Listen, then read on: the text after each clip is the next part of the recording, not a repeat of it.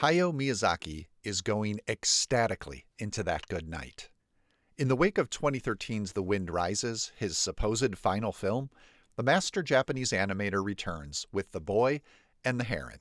And it's hardly the work of someone coming out of retirement to rotely play the hits. As urgent, immediate, and imaginative as anything he has made, The Boy and the Heron is another elusively dreamy, yet piercingly intimate fantasia, one that merges the pensive playfulness of My Neighbor Totoro with the visionary world-building of Princess Mononoke. Or, if you prefer, Spirited Away with Nausicaa of the Valley of the Wind. The Boy and the Heron is nearly an apotheosis in that the movie synthesizes his greatest achievements into a stirring, standalone work of art. That's expansive praise for a film that begins in disarming simplicity. After a brief, harrowing prelude in which 12-year-old Maito Maki, voiced by Soma Santoki, helplessly watches as the hospital where his mother works burns down during World War II, the film moves to the quiet country estate of Maito's mother's family. In the wake of his mother's death, Maito's father, owner of a weapons factory, has married her younger sister, Natsuko, voiced by Yoshino Kimura. Natsuko soon becomes pregnant. Despite her kindness and the attentiveness of a large staff of diminutive older housekeepers, I love how they all move in a group as if they were a single organism, Maito resists the formation of this new family, instead channeling his grief into a feud with a pesky gray heron that flies about the grounds. If The Boy and the Heron had only consisted of these scenes, the bird gliding over Maito's head, then elegantly meeting its reflection as it lands in the water, I would have been satisfied. My favorite part of Joe Hisayashi's deceptively simple score is the way a few delicate piano keys announce the creature's arrival. But even Totoro expanded in imagination to include the cat bus. And so strange things begin happening, starting with the fact that we notice at times the heron appears to have human-like teeth. One day, while Maito is standing near the water's edge, dozens of frogs crawl out and climb over him, while several fish stick their heads out of the water and say, "Please join us." Soon, we hear the heron's voice as well.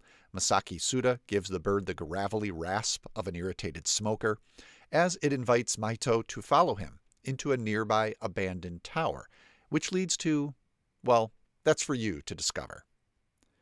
I will describe some of the imagery Miyazaki and his animators offer, as The Boy and the Heron explodes with uncanny creativity from here on out. Ships sail on a dark sea, shafts of light piercing through the black clouds above. Tiny white blob-like creatures called wara float into the air when they mature, like living balloons. Giant carnivorous parakeets greet Maito with cries of "Eatable! Eatable!" They're right up there with the flying monkeys in The Wizard of Oz as far as terrifying creatures in children's films go. We also meet a handful of compelling characters more directly related to Maito's family and his heaving grief.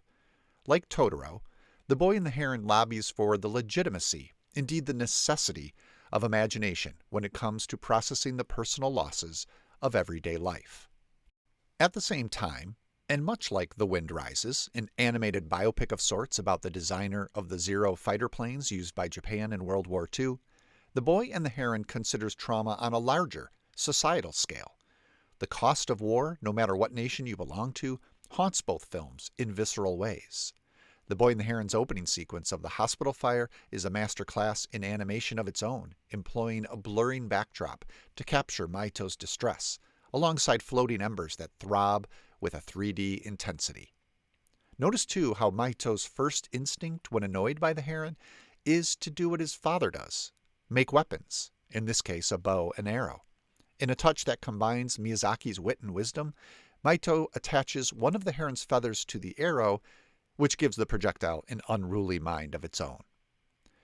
Near the end of The Boy and the Heron, we meet a wizard-like character who embodies wit and wisdom as well, along with a tender note of weariness. Speaking to Maito, he discusses his desire to, quote, create a world of bounty, peace, and beauty, end quote.